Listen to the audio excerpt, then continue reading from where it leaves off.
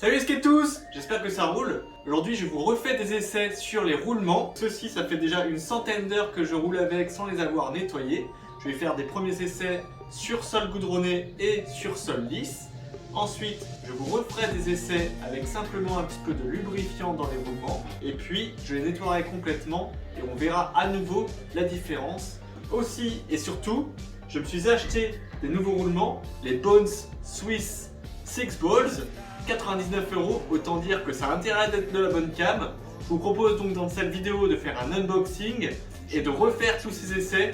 Voilà, donc là je vais partir avec mon skate tel qu'il est. C'est un assortiment de roulements Bones Super Reds, donc le haut de gamme de la catégorie chinoise, donc normalement qui dure plus longtemps. Je crois que j'en ai 4 et puis j'avais récupéré des roulements indépendants, plus 4 plus classiques.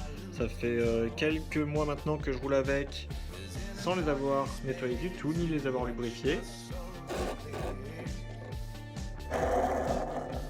Ok. Allez, c'est parti pour les essais.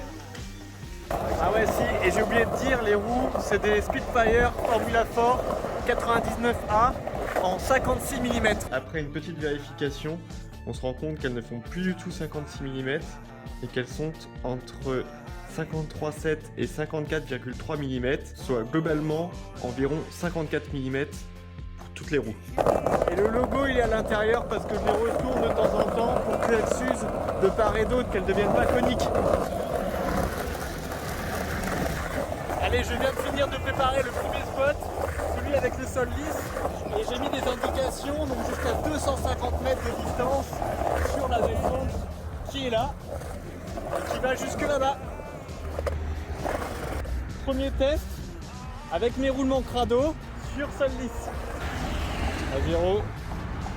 Et c'est parti. 240 mètres.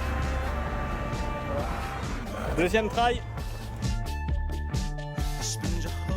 Allez, 235 mètres en 47 secondes. Et 230 mètres, allez 232 mètres en 48 secondes. 245 mètres en 50 secondes. 250 mètres en 48 secondes.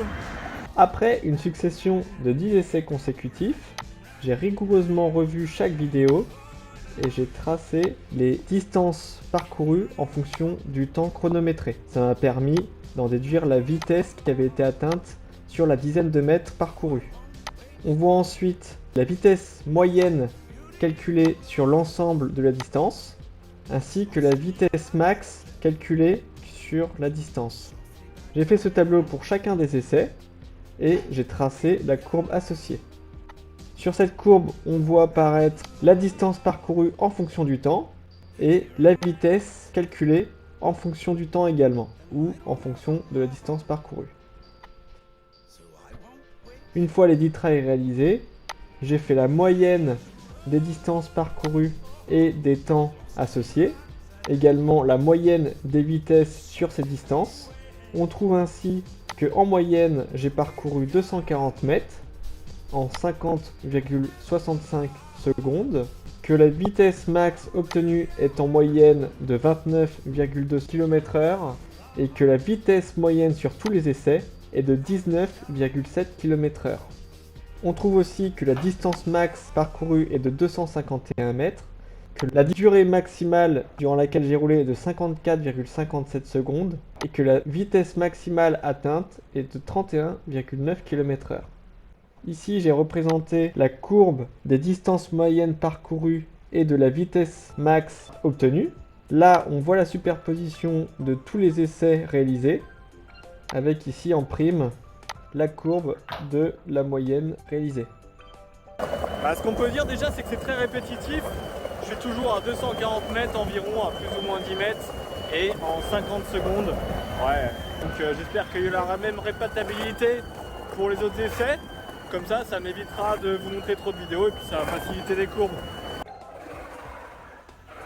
Et me revoilà sur ce bon vieux spot. J'ai marqué jusqu'à 280 mètres au sol. Et je vous rappelle l'état de surface un petit peu du goudron qui est effectivement particulièrement rigueux.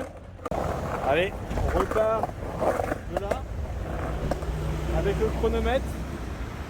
Et c'est parti pour le premier try.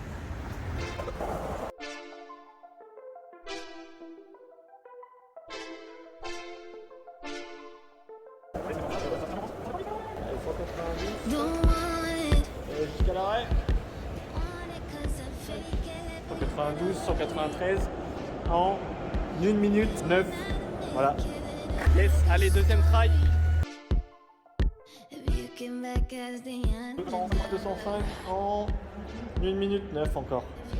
Alors, idem que sur sol lisse, j'ai fait les petites courbes sur le sol rugueux. Donc, je rentre pas dans le détail. Simplement, on voit que en moyenne, j'ai parcouru 210,7 mètres en 78,89 secondes. Que la vitesse moyenne c'est de 12,3 km/h et que la vitesse moyenne maximale est de 21,1 km/h.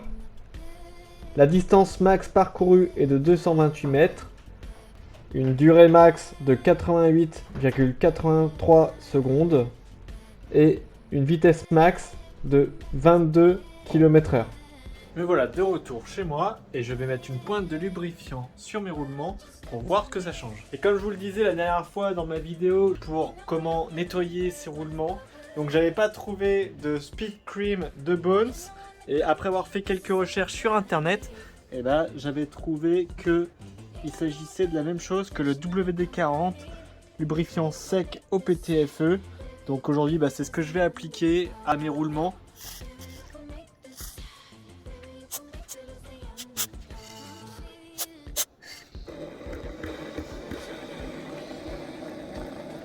Tout de suite ça fait pas le même bruit. Allez, on arrête sur le spot. Allez, les roulements lubrifiés au PTFE. Allez, on commence. Pas numéro 1. 230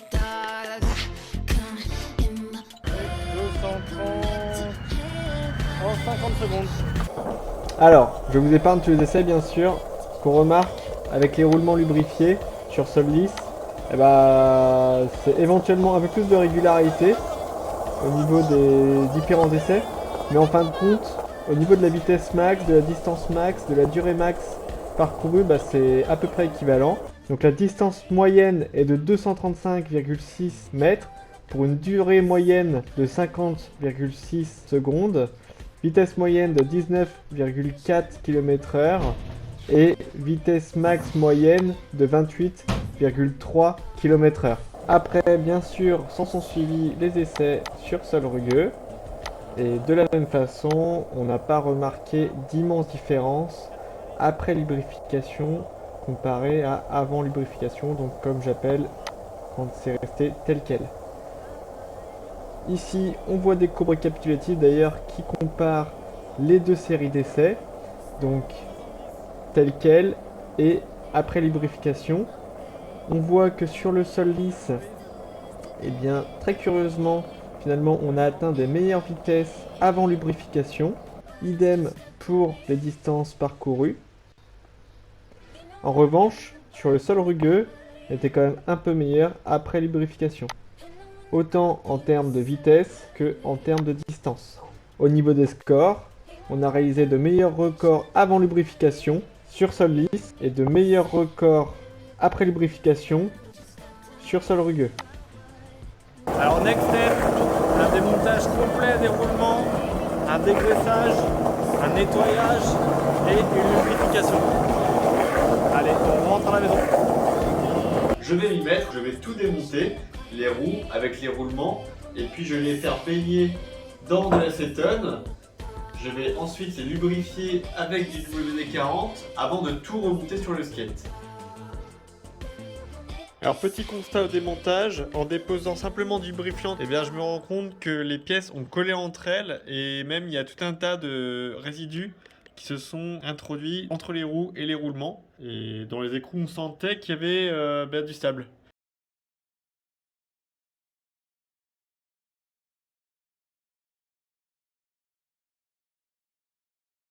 Et voilà, ça prend toujours un peu de temps si on veut faire les choses correctement. Donc là, hop, tout est propre.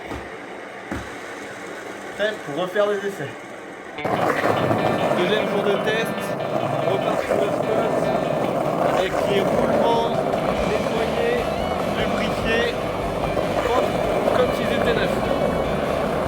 Allez, trail numéro 1 avec les roulements reconditionnés, c'est parti. « 228 en 50 secondes. » S'en sont suivis, comme précédemment, des petits tableaux sur le sol lisse après que les roulements soient reconditionnés et sur sol rugueux.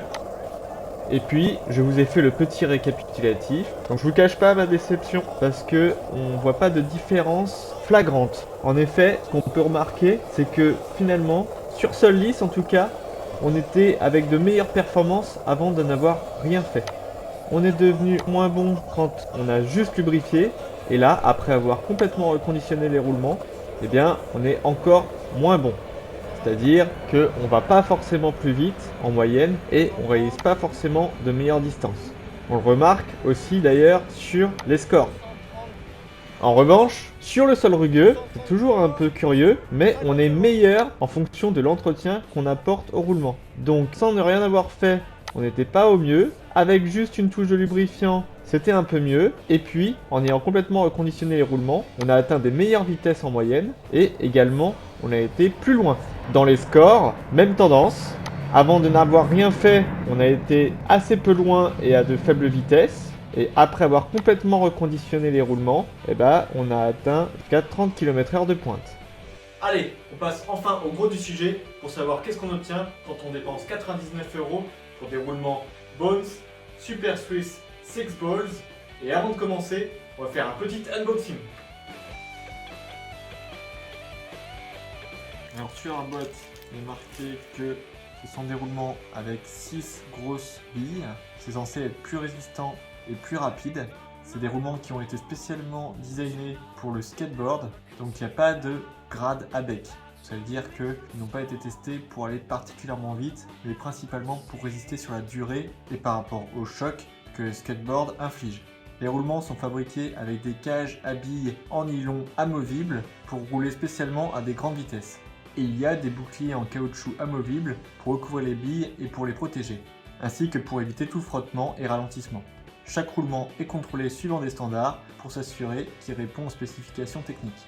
On indique que ce sont des roulements particulièrement résistants, rapides, qui durent longtemps et qui sont faciles à nettoyer. Dans les roulements de cette dimension, il y a normalement 7 billes.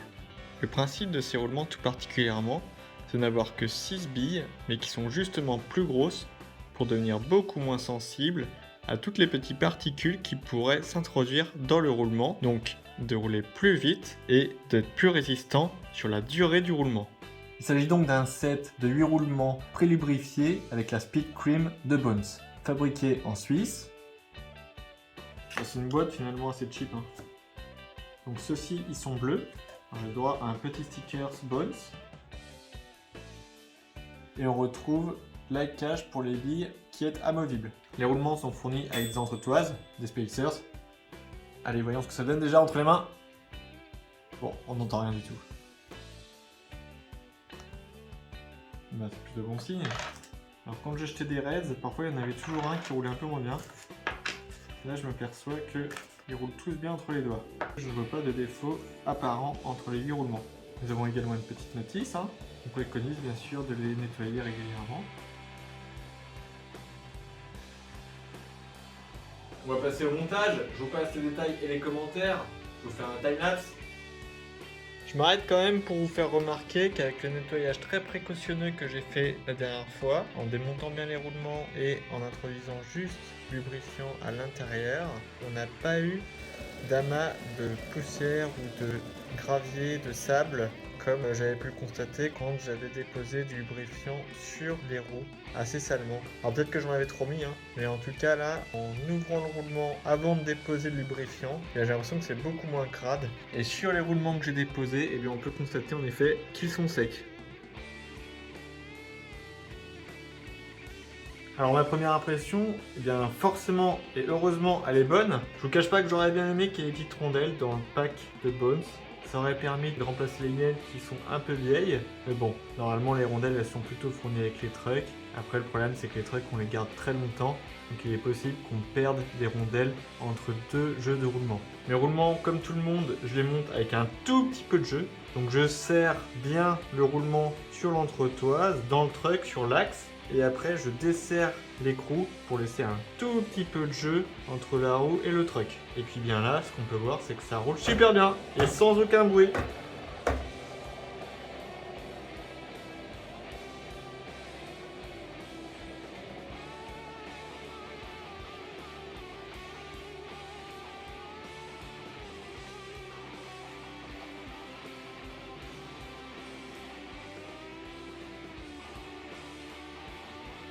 C'est magnifique. J'ai plus qu'une seule hâte, c'est d'aller essayer ça avec vous. Allez, première impression avec les nouveaux roulements.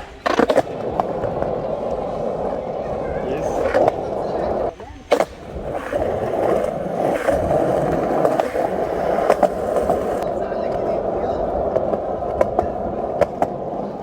Ça a l'air pas mal, hein, ça bronche pas en tout cas. Ça fait un bruit un peu plus sourd. Oh, ça a l'air impeccable. On va aller tester ça plus en profondeur. Déjà pour aller sur le spot, c'est assez confortable, hein. Il n'y a pas beaucoup de bruit, bien tranquille, tu pousses une fois, ça roule. Donc on va voir si c'est une vue d'esprit ou pas. Mais quoi qu'il en soit, le bruit, c'est assez cool.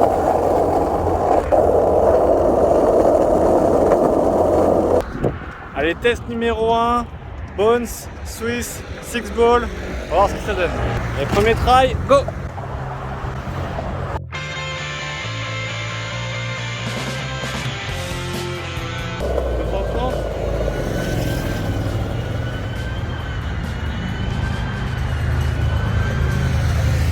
Bon, à 235, 51 secondes. Encore une fois, j'ai fait tous mes essais et j'ai tracé sur les tableaux les valeurs que je vous ai montrées précédemment. Ça m'a donné les courbes qui suivent. On est un petit peu déçu. Figurez-vous qu'on n'est pas au niveau des roulements avant de n'avoir rien fait. C'est très curieux. Donc là, c'est la courbe bleue. Et là, en termes de détails, vous voyez, on se situe juste entre la courbe avec lubrification et reconditionnée.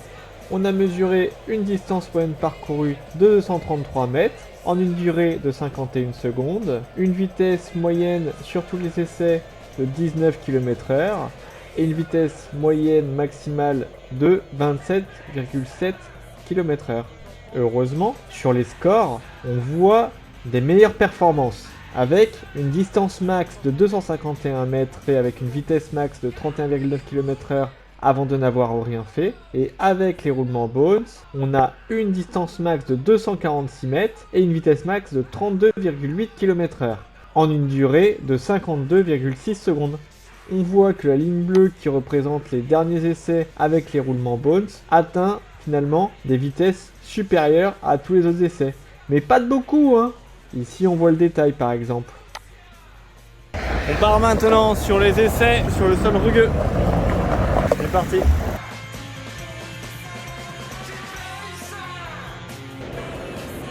je vois le trait d'après, on va dire 267 pour 1 minute et 28 secondes.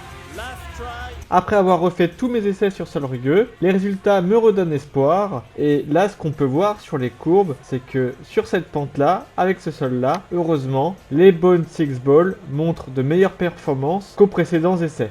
Ici, on voit cette moyenne qui est grossie. Et là, on voit les scores. Donc le meilleur score a également été réalisé avec les Bones 6 Ball. Heureusement, j'ai envie de dire, autant sur la vitesse que sur la distance.